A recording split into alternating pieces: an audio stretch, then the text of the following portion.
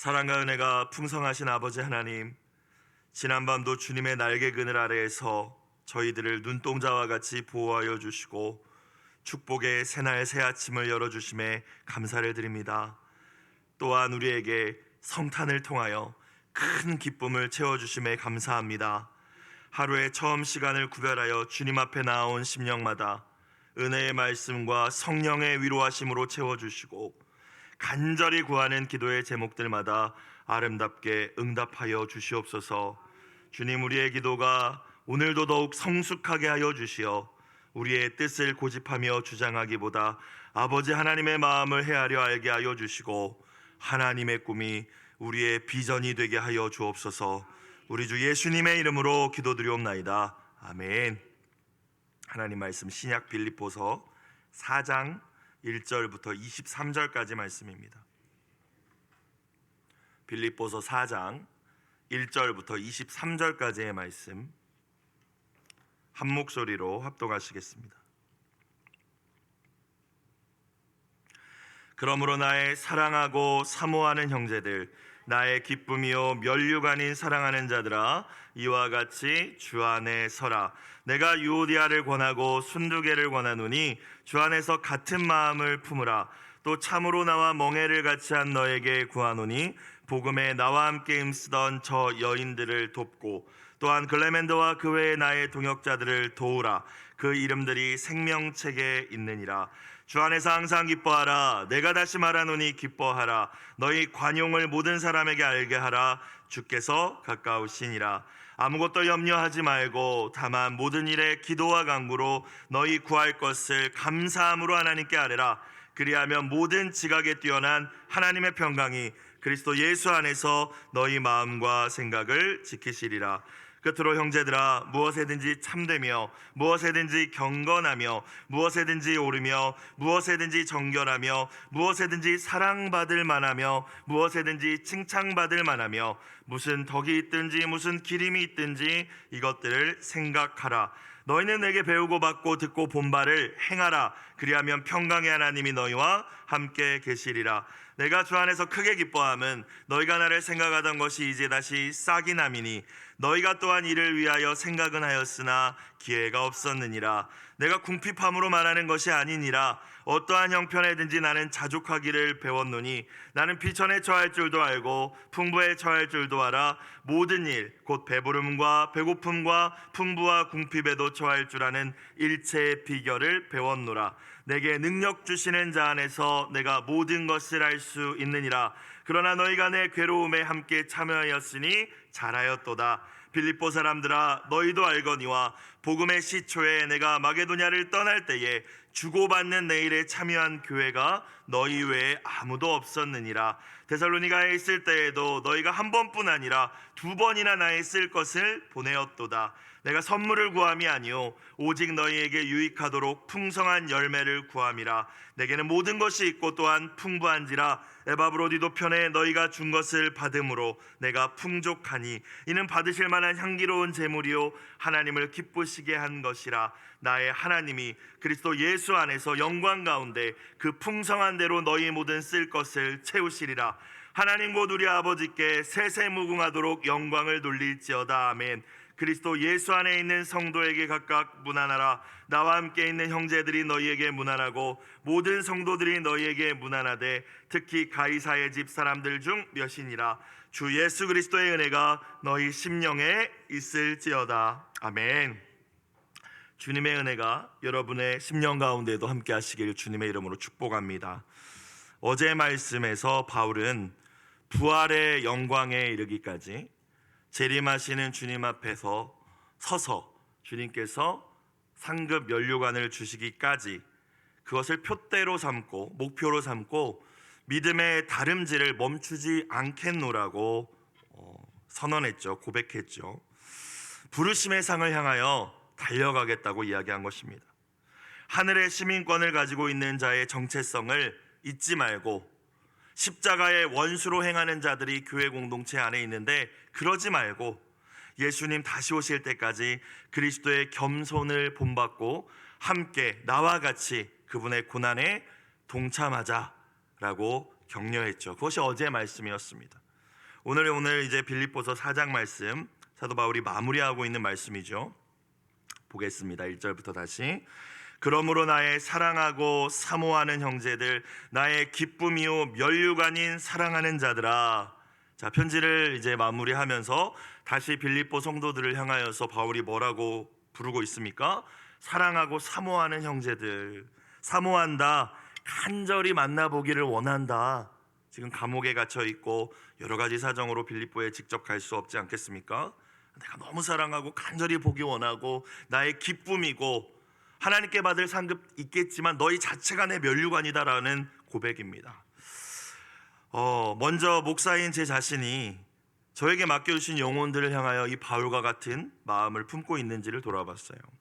이 자리에 계신 분들도 목자, 목녀로 또는 교회 직분자, 또 교사분들로 이렇게 섬기시는 분들이 계실 거예요. 또 전도하고자 하는 영혼을 돌보시는 분들이 있으실 텐데, 여러분에게 맡겨주신 그 영혼들, 또 우리가 부모로서 다 우리의 자녀들을 키워나가지 않습니까? 어떤 마음을 품고 계신가요? 여러분의 기쁨과 면류관이라고 고백하고 계십니까?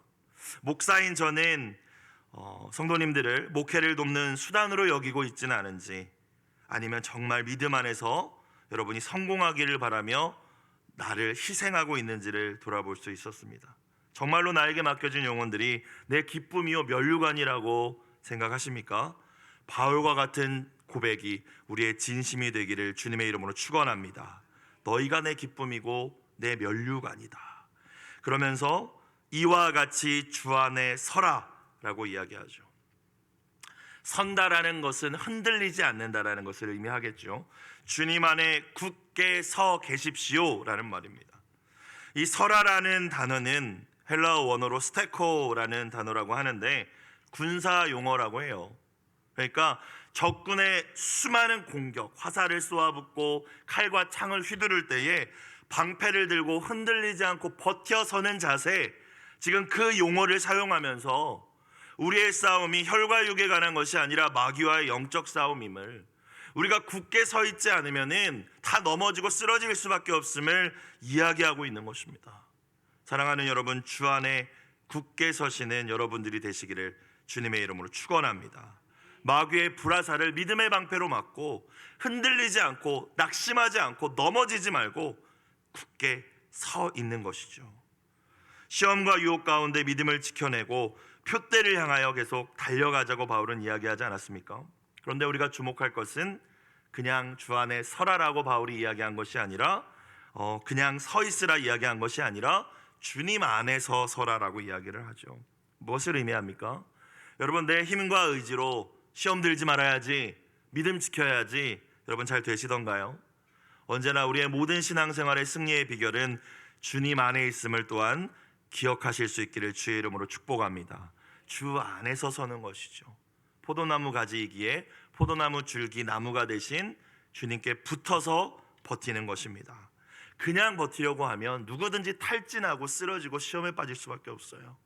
이 새벽에 오신 분들, 오늘 하루도 주님과 붙어 있어서 주님 안에서 굳건히 서 있을 수 있으시기를 다시 한번 주의 이름으로 축원합니다.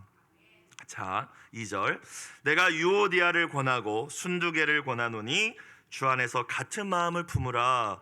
사실 빌립보서를 기록한 여러 가지 목적 가운데 하나였습니다. 빌립보 교회의 초창기 개척 멤버 가운데 하나였던 이 두 여인이 서로 갈등을 일으키고 있었어요. 열심히 있는 여인들이었습니다. 3절을 보니까 나와 함께 복음에 힘쓰던 여인들이라고 소개하고 있죠.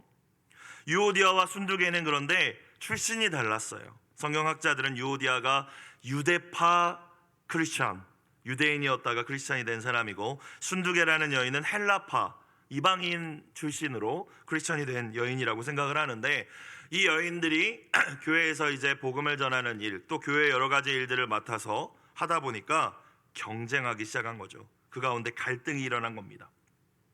이것이 심해지니까 이제 공동체에 영향을 미치기 시작한다는 것을 사도 바울이 알고 편지를 마무리하면서 이야기를 하는 거죠. 실명을 거론해 가면서 유오디아를 권하고 순두개를 권하노니 주 안에서 어떤 마음을 품으라? 같은 마음을 품으라. 여러분, 우리는 다 다르지 않습니까? 출신도 다르고 배경도, 학력도, 스펙도, 모든 것들이 다릅니다. 유오디아와 순두개와 같아요. 그런데 어떻게 같은 마음을 품을까요? 유오디아의 생각에 맞춰야 될까요? 순두개의 생각에 맞춰야 될까요? 주님 안에서 같은 마음을 품을 수 있는 것, 예수님의 마음을 품을 때 가능한 줄로 믿습니다. 그래서 빌립보서 2장에서 바울이 뭘 이야기하죠? 그리스도의 낮아지심을 이야기하죠. 그죠? 겸손을 이야기하는 겁니다. 우리 자신을 내려놓고 예수님께서 자신을 비워 종의 형체를 입으신 것처럼, 그래서 인간이 되신 것처럼 그 낮아짐, 그 겸손, 그래서 우리가 예수님의 그 마음을 닮을 때 죽고 사는 문제가 아니라면, 복음의 진리, 성경에 반대되는 내용이 아니라면 나보다 상대방을 낮게, 높게 여길 수 있는 여유로움과 은혜가 있을 수 있기를 주의 이름으로 축원합니다. 여러분, 그러면 뭐 갈등이 일어나겠습니까? 왜 싸웁니까? 왜 화내죠? 똑같으니까 싸우는 거죠. 똑같으니까 갈등이 일어나는 것입니다. 여러분들이 더 성숙한 사람들이 되시기를 주의 이름으로 축복합니다. 같은 마음을 품으라. 예수님 마음 품으라는 얘기입니다. 여러분, 동역자분들은 경쟁자가 아닙니다.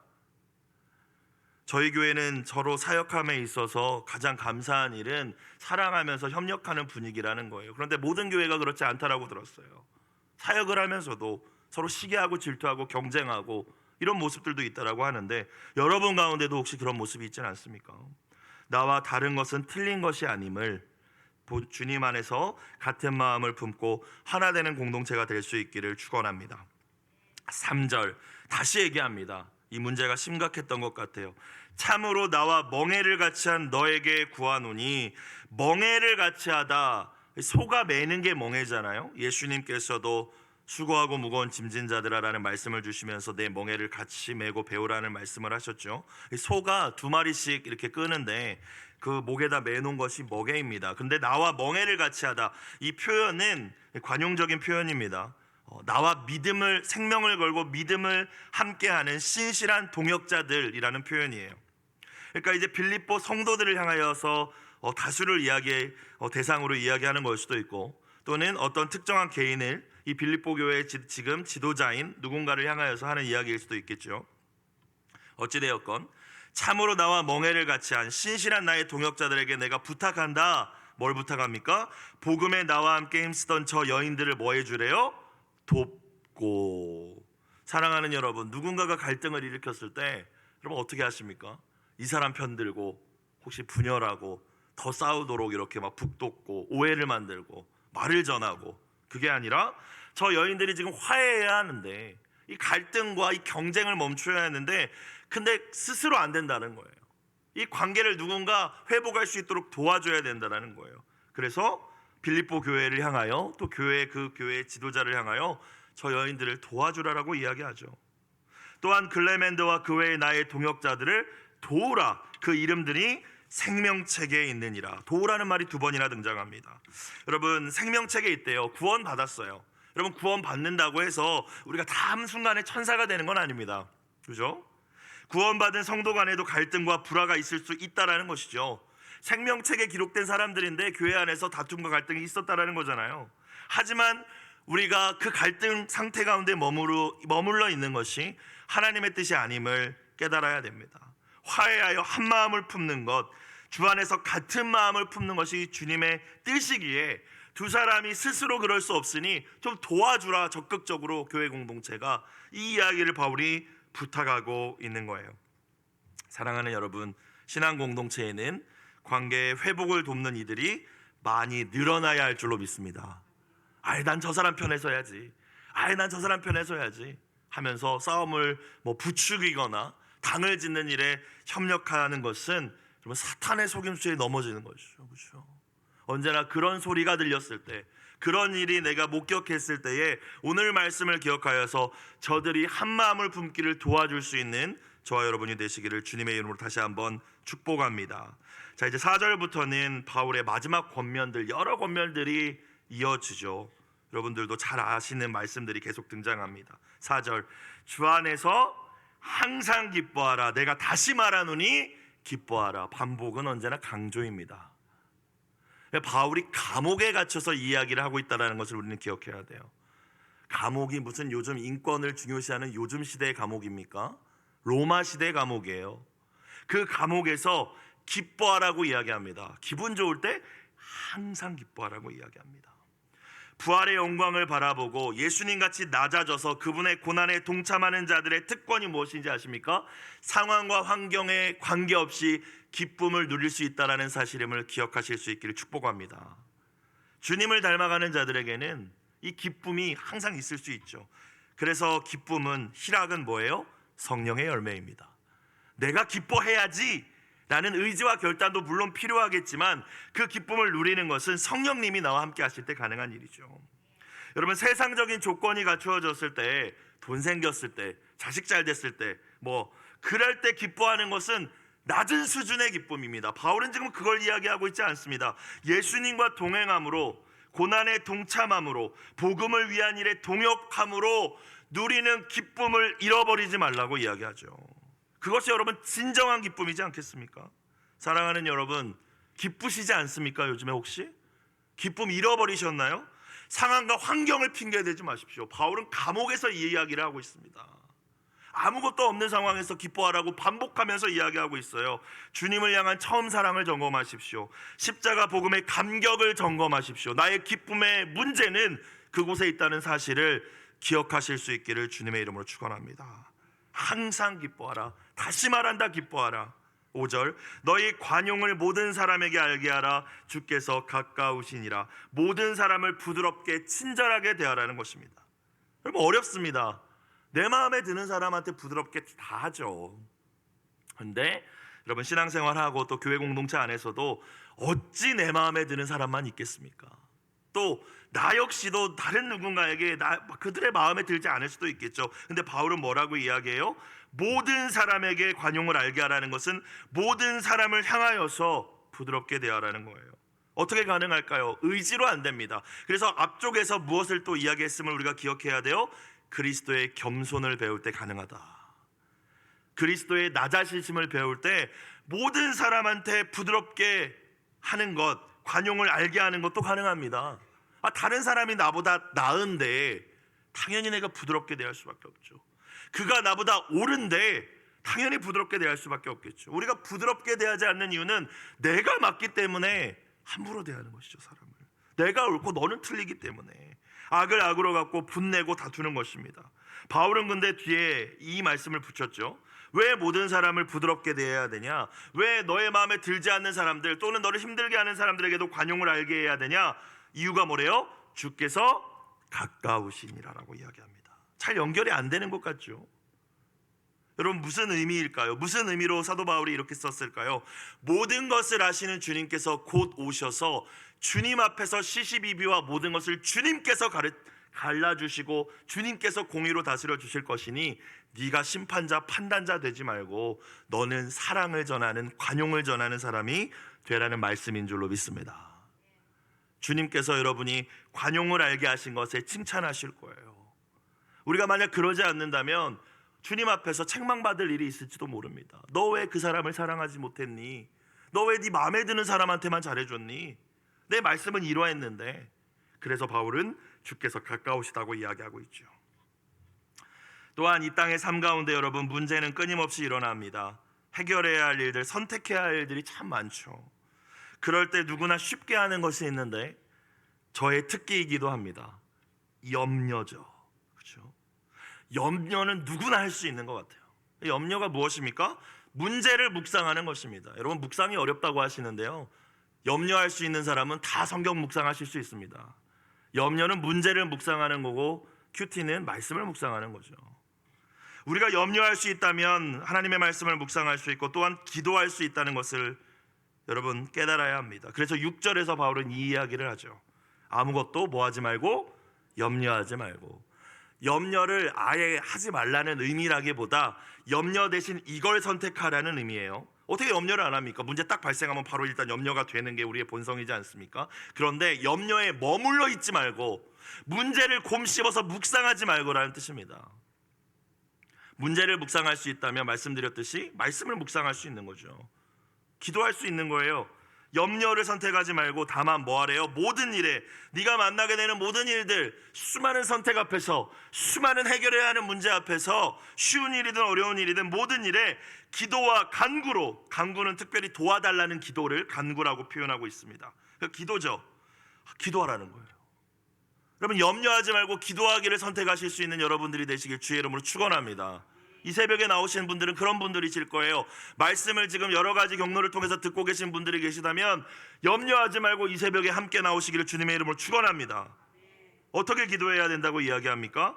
구할 것을 뭐함으로? 감사함으로 구하라고 하죠. 감사함으로. 어떻게 감사함으로 구할까요? 안 이루어졌는데, 여전히 문제가 그대로인데 어떻게 감사합니까? 해결돼야 감사하지. 근데 바울은 먼저 감사함으로 기도하라고 이야기합니다. 감사함으로 기도할 수 있는 이유가 몇 가지 있겠죠. 하나님이라는 그 위대하시고 크고 광대하신 분이 나와 같이 작고 연약한 자의 기도를 들어주시는 것만으로 감사할 수 있기를 주의 이름으로 축원합니다. 감사하죠. 여러분, 들어준다라는 것은 사랑의 표현이에요. 저도 참 못하는 건데 누군가의 이야기를 경청하고 오래 앉아서 들어준다는 건 사랑입니다. 근데 하나님께서 수많은 사람들이 있는데, 그분은 물론 전능하시니까 가능하시겠지만 저와 여러분의 신음에도 귀 기울여 주시는 분이신 줄로 믿습니다. 근데 왜 염려하냐는 거예요. 듣고 들어주시는 분이 계시는데. 두 번째 감사할 수 있는 이유는 나의 기도에 하나님은 또한 들어주실 뿐만이 아니라 응답해 주실 것을 믿음으로 감사하라는 말씀인 줄로 믿습니다. 여러분, 물론 응답은 내 마음대로 원하는 결과가 나오지 않을 수도 있지만 답을 주실 것이라는 거예요. 내 때에 주시지 않을 수도 있지만 답을 주실 것이라는 거예요. 우리가 욥기를 42장까지 긴 시간 동안 묵상하면서 하나님이 욥에게 답을 주시나요, 안 주시나요? 결국에 욥에게 답을 주신 줄로 믿습니다. 응답을 주셨죠. 응답 없으신 것 같았지만 그 가운데서 친구들은 계속해서 욥을 괴롭혔지만 결국에 하나님께서 그에게 응답해 주셨습니다. 또한 어떻게 감사할 수 있습니까? 그 응답이 내 생각하는 것보다 다를지라도 반드시 더 선하고 아름다운 방법임을, 결과임을, 응답임을 믿을 때 감사할 수 있죠. 그러니까 기도하기 시작하면서부터 감사할 수 있다는 거예요. 그런데 그렇게 감사로 기도하는 자의 특권이 있습니다. 약속의 말씀이 있죠. 7절, 여러분 잘 아는 말씀입니다. 다시 한번 읽어볼까요? 7절은 시작. 그리하면 모든 지각에 뛰어난 하나님의 뭐가? 평강이, 샬롬이 그리스도 예수 안에서 너희 마음과 생각을 지키시리라. 모든 지각에 뛰어나다라는 것은 모든 걸 다 알고 계신다라는 의미와 함께 사람의 생각을 뛰어넘는다라는 의미예요. 네 생각을 뛰어넘는, 네가 자꾸 어려울 때 사람 도움 구하고 이러는데 인간들의 방법을 뛰어넘는 하나님의 평강이 너희 마음과 생각을 지켜주실 것이다. 이것이 기도하는 자가 바로 즉시 누릴 수 있는 복 중의 복임을 깨닫는 이 아침이 되시길 주의 이름으로 축원합니다. 여러분, 사람이 불행해지는 것은 죄 때문이죠. 죄라는 것이 일탈, 우리가 생각하는 큰 일탈이 아닐지라도 하나님이 원하시는 대로 살지 않는 그 자체가, 그 생각을 품는 것 자체가 죄이지 않겠습니까? 그렇기 때문에 죄에 빠진다는 것은 결국 내 마음과 생각을 지키지 못했기 때문이죠. 그런데 내가 지킬 수 없습니다. 오늘 7절 말씀을 보니까 하나님의 평강이 있을 때 우리의 마음과 생각을 지킬 수가 있는 거예요. 특별히 염려가 많고 근심과 불안함이 있을 때 마음이 지켜지시던가요? 하나님 아닌 다른 걸 찾게 되죠. 다른 방법 찾게 됩니다. 사명 잃어버리게 됩니다. 사랑하는 여러분, 염려가 있으십니까? 끊임없이 있으실 거예요. 천국 가는 날까지 문제는 끊이지 않을 거예요. 그때 그 문제를 묵상하시는 것이 아니라 주님 앞에 나와 감사함으로 기도할 수 있는 저와 여러분의 귀한 인생이 되시길 주님의 이름으로 축원합니다. 주님의 샬롬이 여러분과 함께 하실 거예요. 그때 지킬 수 있죠. 우리 다 연약한데 내가 지켜야지 안 된다는 거죠.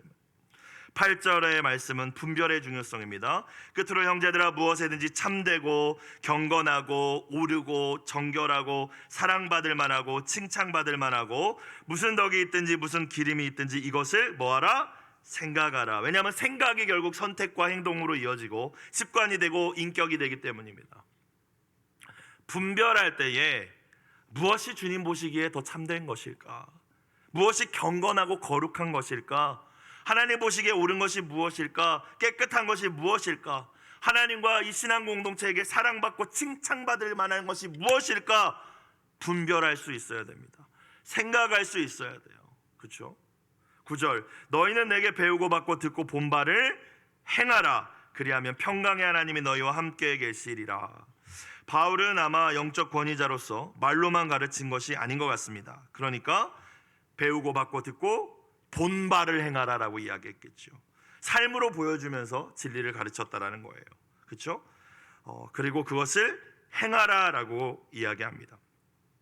우리가 말씀을 아는 것에서 넘어서 말씀을 행할 때에, 아까 기도할 때, 감사함으로 기도할 때에도 주님의 평강이 임하지만 9절 말씀을 보니까 우리가 듣고 배우고 본 바를 행할 때에, 순종할 때에 하나님께서 평강으로 함께 하심을 경험할 수 있다는 말씀인 줄로 믿습니다.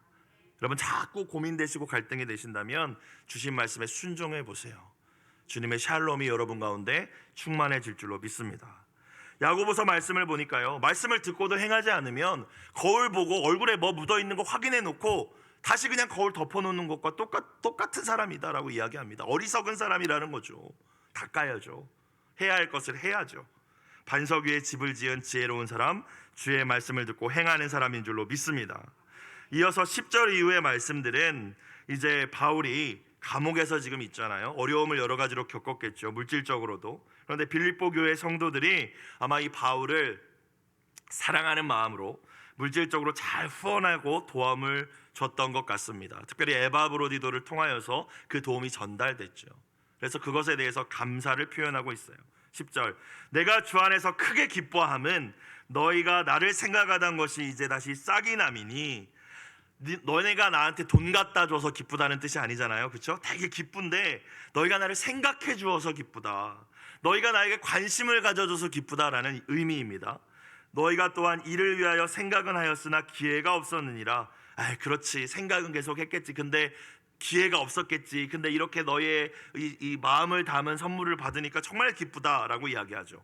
그러면서도 바울이 혹시나 성도들이 오해할까봐 11절 이후의 말씀으로 이야기합니다. 내가 궁핍함으로 말하는 것이 아니라 어떠한 형편에든지 나는 자족하기를 배웠노니, 너희가 나를 지금 채워줬다고 이야기하는 거 아니야? 라는 뜻이죠. 나는 어떤 형편에든지 만족할 수 있어, 감사할 수 있어, 그걸 배웠어. 12절, 나는 비천에 처할 줄도 알고 풍부에 처할 줄도 알아. 모든 일 곧 배부름과 배고픔과 풍부와 궁핍함에도 처할 줄 아는 일체의 비결을 배웠노라 라고 이야기하죠. 배웠다라는 말이 2번 등장합니다. 그냥 되는 게 아니라는 거예요. 훈련으로 되는 거라는 거죠. 자족의 비결은. 그러면서 많은 사람들이 오해하고 있는 말씀, 13절 말씀을 하죠. 내게 능력 주시는 자 안에서 내가 모든 것을 할 수 있느니라. 여러분, 우리가 이거를 그냥 아이들에게 힘내라고 말씀을 줄 때가 있습니다. 물론 그렇게 말씀을 붙들고 기도할 때도 주님은 긍휼을 베푸시고 도움을 주시죠. 그런데 원래 이 말씀의 맥락이 뭐예요? 무조건 잘 될 것이다, 파이팅! 여러분, 이거 아니지 않습니까? 어떤 상황에서도 믿음을 지킬 수 있다, 그 능력을 이야기하는 거죠. 내가 어렵고 궁핍하고 돈 없고 힘들어도 아파도 나는 흔들리지 않고 감사할 수 있다, 자족할 수 있다. 내가 그 비결을 배웠는데 그 비결은 내게 능력 주시는 자 안에서 배운 거야. 사도 바울이 이 이야기하고 있는 것입니다. 풍부함을 누릴 때보다 사실 결핍 가운데 있을 때 우리는 하나님의 진정한 공급자 되심을 경험하며 이 일체의 비결을, 자족의 비결을 배울 수가 있죠. 오늘 매일 성경 공동체 기도 제목을 보니까 능하신 주 안에서 자족함을 배워 이 땅에서 복음을 구현하는 삶을 살게 하소서. 능력 주시는 자 안에서 내가 모든 것을 할 수 있느니라. 여러분, 우리와 함께 하시는 하나님께서 우리에게 자족할 수 있는 능력을 주셔서 어떠한 상황에서든지 믿음과 감사와 평강을 잃어버리지 않을 수 있는 이 비결을 저와 여러분도 배우실 수 있기를 주님의 이름으로 축원합니다. 자, 14절 다시 그러면서 또 칭찬합니다. 계속. 그러나 너희가 내 괴로움에 함께 참여하였으니 잘하였도다.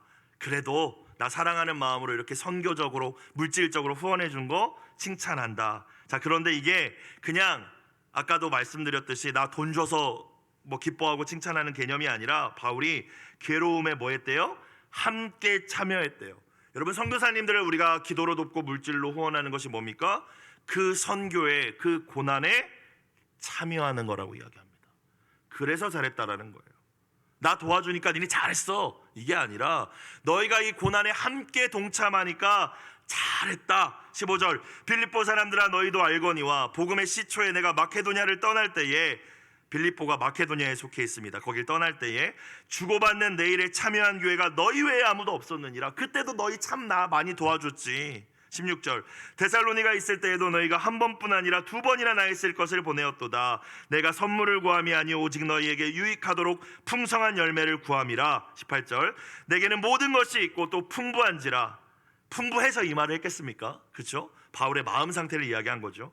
에바브로디도 편에 너희가 준 것을 받음으로 내가 풍족하니 이는 받으실 만한 향기로운 제물이요 하나님을 기쁘시게 한 것이라.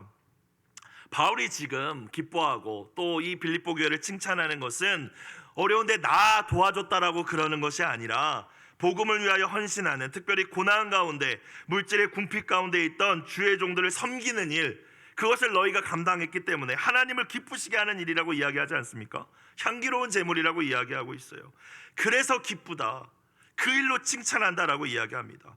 그러면서 축복의 말씀을 이제 주고 있죠. 19절 20절 나의 하나님이 그리스도 예수 안에서 영광 가운데 풍성한 대로 너희 모든 쓸 것을 채우시리라. 이 은혜가 여러분과 함께 하시길 주의 이름으로 축원합니다. 여러분, 근데 많은 분들이 이 말씀만 취합니다. 그죠? 쓸 것 주세요, 부족함 없이 주세요. 앞엔 다 빼놓고요. 지금 어떤 맥락에서 이 말씀이 나왔죠, 여러분? 하나님의 채우심과 공급하심을 정말 경험하기 원하십니까? 빌립보 교회 성도들 바울의 고난에 동참했습니다. 그들도 어려운 상황에서 바울을 생각하며 그 복음의 일을 생각하며 물질로 후원했다라는 거예요. 기도하면서. 여러분, 우리가 복음을 위한 일, 그 고난에 동참할 때, 내가 가진 크든 작든 내가 가진 것을 구별하여 헌신할 때, 하나님의 나라와 의를 먼저 구할 때, 그때 우리를 풍성하게 채우시는 하나님을 경험하게 될 줄로 믿습니다. 19절은 그런 자들에게 주시는 약속의 말씀이에요. 이어서 21절 23절은 마지막 문안으로 편지를 마무리하고 있죠. 사랑하는 여러분, 하나님은 우리가 어떠한 환경에 있든지 우리에게 감사하고 기뻐할 수 있는 이유를 알려주시고 우리에게 능력과 평강을 주시는 분이심을 오늘 말씀을 통하여 기억하실 수 있기를 축원합니다. 우리의 기도를 들으시고 예수님 안에서 모든 필요를 풍족히 채워주시는 분이라고 이야기하죠. 이 하나님으로 말미암아 기뻐하며 감사하는 귀한 한 날이 되시기를 주님의 이름으로 축원합니다. 기도드리겠습니다. 사랑과 은혜가 풍성하신 아버지 하나님, 우리의 기쁨과 감사, 평강의 이유가 되시는 주님을 찬양합니다. 빌립보 교회 성도들과 같이 복음을 위하여 애쓰는 이들을 물심 양면으로 도우며 하나님의 기쁨이 되는 저희가 되게 하여 주옵소서. 우리에게 붙여주신 동역자들을 경쟁자로 여기지 않게 하시고 공동체의 하나됨을 위하여 항상 애쓰게 하여 주옵소서. 문제 앞에서 절망하고 낙심하지 않게 하시고 감사함으로 기도하며 하나님이 주시는 평강을 맛보게 하여 주옵소서. 물질들인 손길을 기억하여 주시고 기도의 제목에 아름답게 응답하여 주옵소서. 예수님의 이름으로 기도드리옵나이다. 아멘.